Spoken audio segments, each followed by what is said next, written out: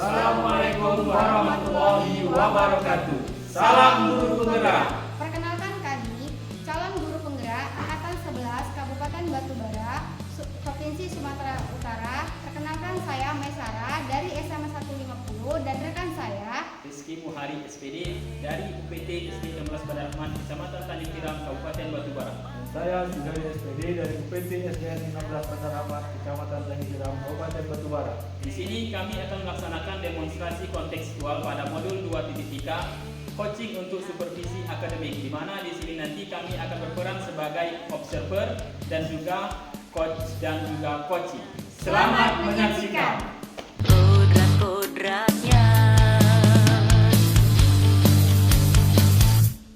bergerak penggerakannya dalam inovasi dan karya.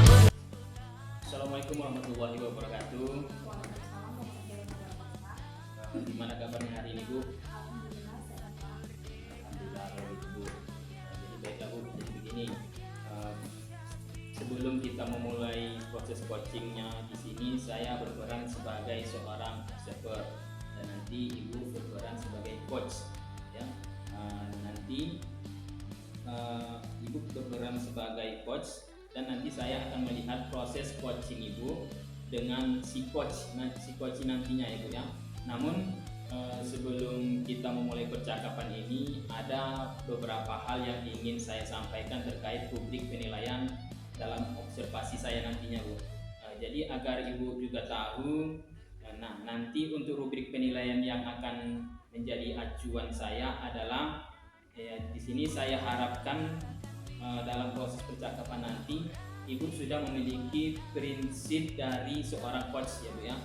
Misalnya kemitraan, selanjutnya kemudian proses kreatif dan memaksimalkan potensi, dan tentunya Ibu juga sudah memiliki kompetensi inti dari coaching yang meliputi present atau yaitu kehadiran penuh, ya, Bu.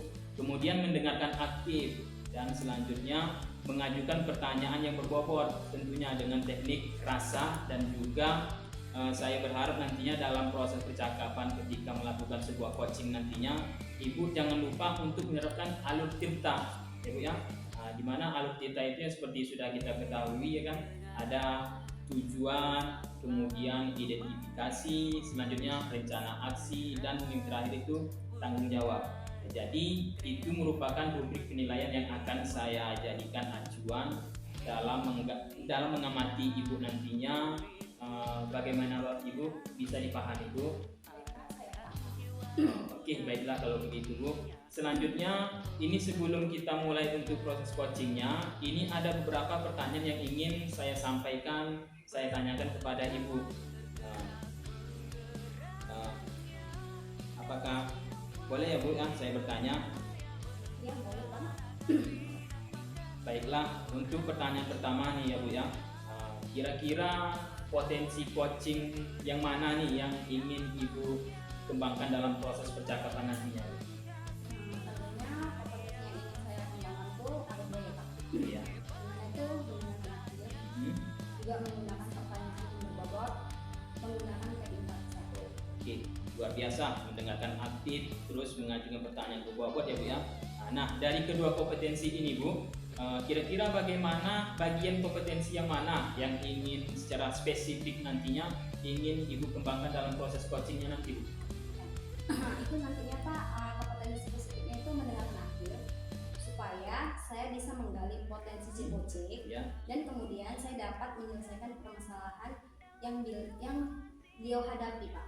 Baik, memang, ya, Bu, ya, mendengarkan adalah salah satu kunci agar kita bisa menggali banyak hal dari seorang coach nantinya. Nah, begini, Bu, untuk pertanyaan yang terakhir nih, perihal indikator, ya,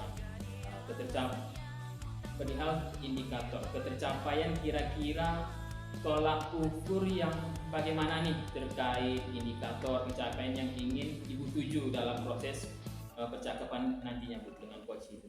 Indikator yang saya pakai itu, Pak, indikator keberhasilan, di mana nantinya saya dapat menerapkan Ya. alur tirta, alur secara runtun. Ya. Kemudian saya bisa menggali ide-ide dari coaching tersebut agar beliau dapat menemukan solusi atas permasalahan yang beliau temui. Baiklah Bu, semoga dari indikator yang sudah Ibu sampaikan tadi, ya kan, terkait proses melipiti alur tirta, kemudian ide-ide solusi dari coach bisa tergali dengan sangat maksimal ya Bu ya. Semoga bisa tercapai dalam proses percakapan nantinya Bu. Hanya itu yang ingin saya tanyakan, dan selebihnya setelah ini Ibu silahkan bisa memulai percakapan dengan coachnya, dan saya berharap proses percakapan nantinya itu bisa berjalan lancar sesuai dengan indikator keberhasilan atau ketercapaian yang sudah Ibu sebutkan tadi, ya Bu ya. Oke Pak, terima kasih. Ya Pak, ya Bu, sama-sama. Jadi silakan dimulai proses coachingnya Bu ya.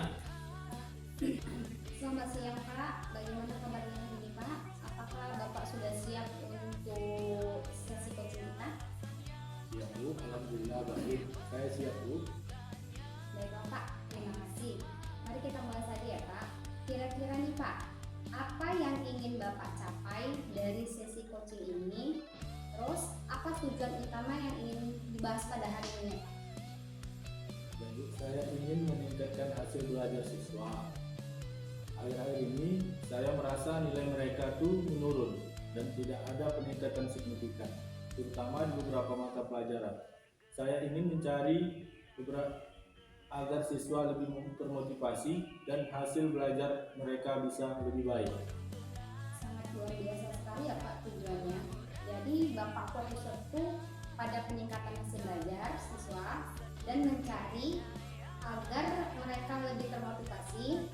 Kedua, apa yang melatar belakangi Bapak sehingga hal ini sangat penting bagi Bapak saat ini? Karena saya bertanggung jawab atas perkembangan mereka. Jika nilai mereka terus menurun, saya khawatir akan berpengaruh pada hasil akhir dan mungkin juga motivasi belajar mereka. Jadi saya ingin memastikan mereka mencapai hasil yang baik. Baik Pak, mari kita identifikasi terlebih dahulu situasinya Pak.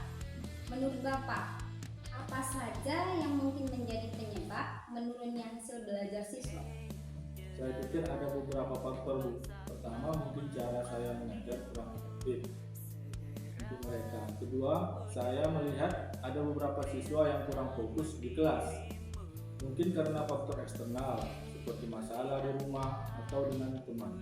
Lalu saya juga merasa bahwa metode penilaian saya kurang memadai untuk mengukur pemahaman mereka. Menarik sekali ya Pak. Terus, apakah ada pola tertentu yang Bapak lihat dari siswa yang mengalami penurunan hasil belajar nih? Misalnya, apakah mereka cenderung mengalami kesulitan di mata pelajaran tersebut atau dalam tipe soal tertentu Pak?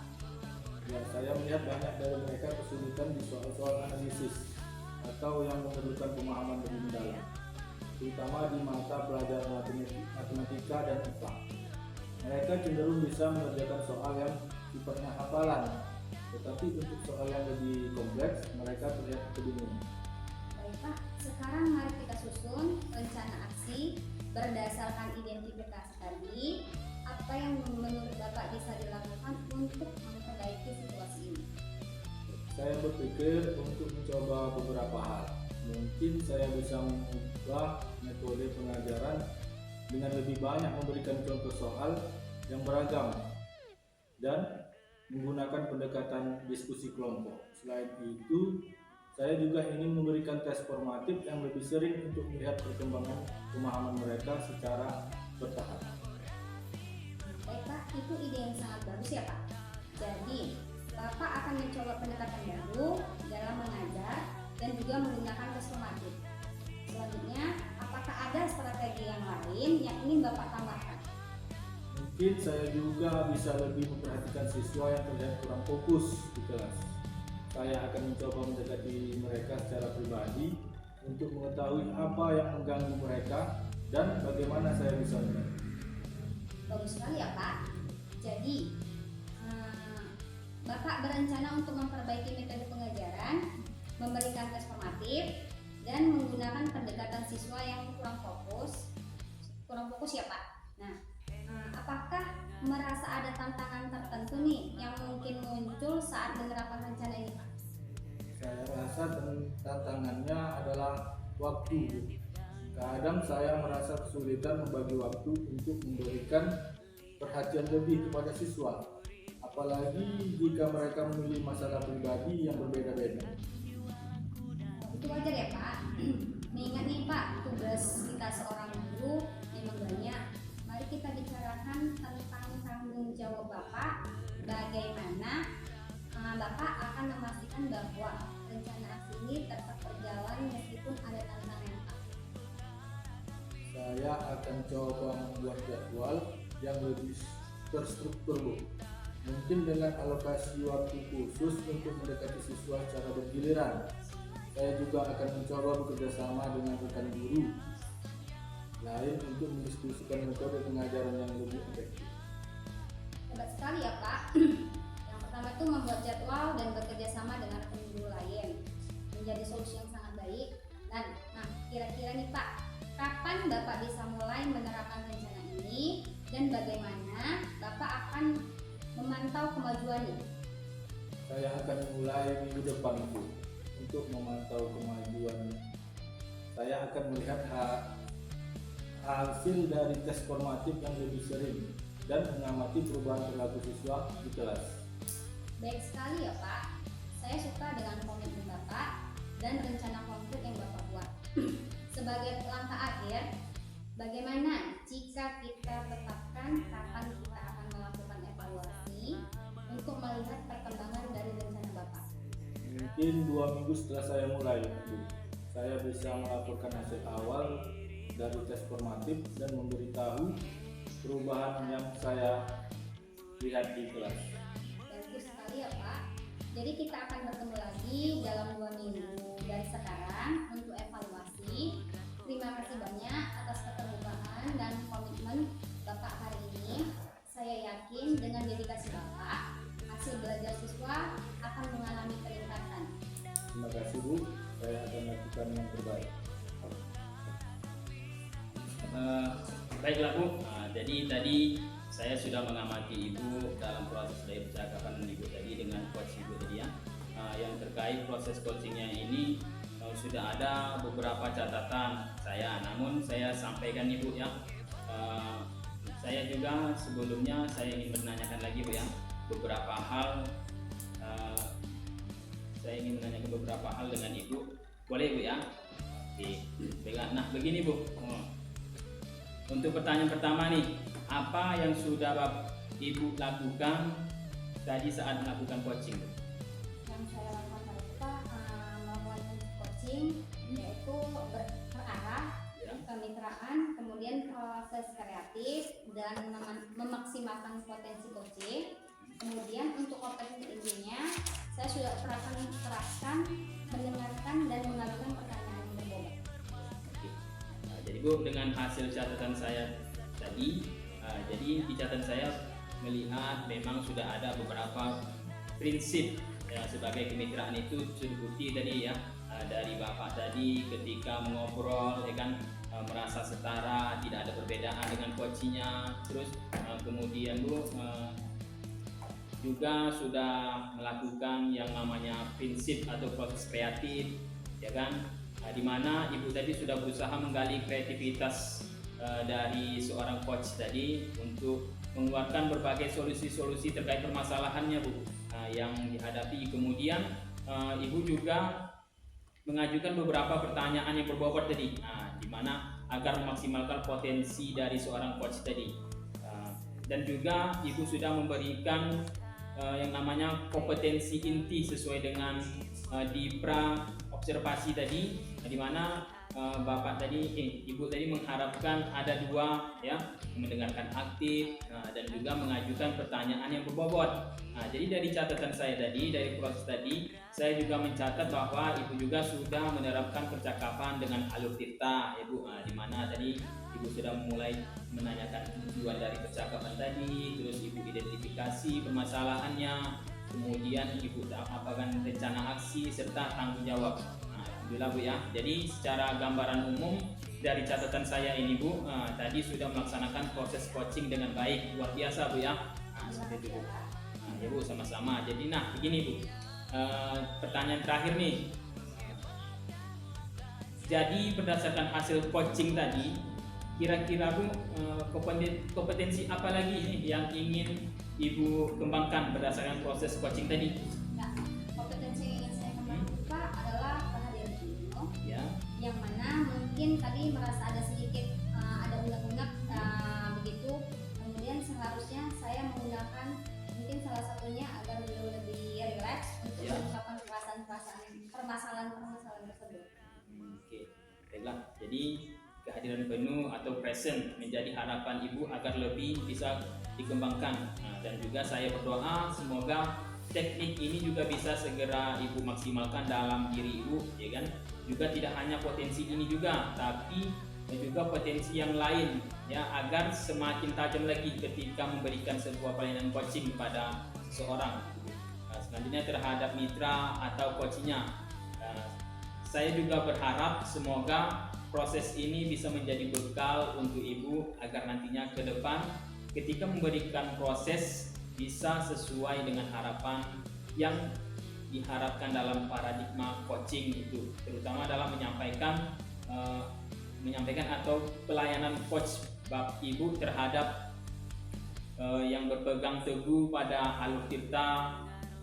Terus jadi tadi berpegang teguh pada alur tirta tetap dilaksanakan terus, ya Bu ya. Nah, jadi terima kasih sebuah proses yang sangat luar biasa, semoga bisa berdampak bagus untuk Ibu ke depannya, ya Bu ya.